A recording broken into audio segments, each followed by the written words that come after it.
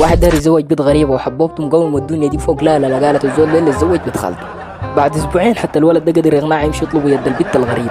هم ماشيين والحبوبه قالت ماشيه معاهم. قال لا لا لا، انت لو مشيت هناك بتقدي لنا الشغل. الحبوبه قالت لا، وحاطلع اولادي ولا بتكلم ولا اي حاجه. خشمي ده بيمسكوا علي وبسكت ساكت.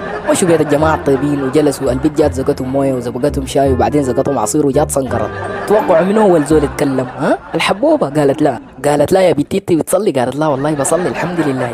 قالت لا ولما تصلي بتدعي؟ قالت لا والله الحمد لله حبوبه بدعي. الحبوبه قالت للبنت لما تدعي بعين فوق ولا تحت؟ البنت قالت لا بعين فوق. الحبوبه قالت للبنت وبيوت العنكبوت الفوق دي كلها ما شايفها.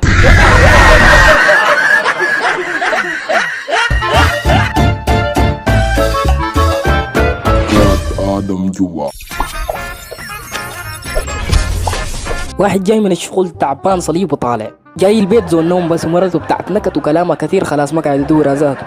من ما جا البيت كد جدع الاكياس وطوال انجدع في السرير. مرته جات قالت له فطرت؟ قال لها اتغديت ذاته. قالت له اتعشيت؟ قال لا لا لا في عشاء. قالت له ما في. وهي قاعد تتكلم تطنطي في الراس وكدي لحد ما هو رقت نام.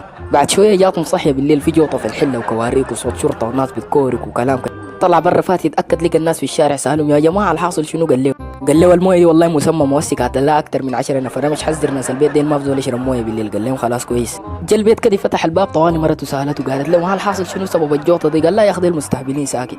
قام غرف لها مويه بالكوز. قال لها تفضل يا حياتي. شراب المويه بعد تصحى من النوم فيه فايده كبيره.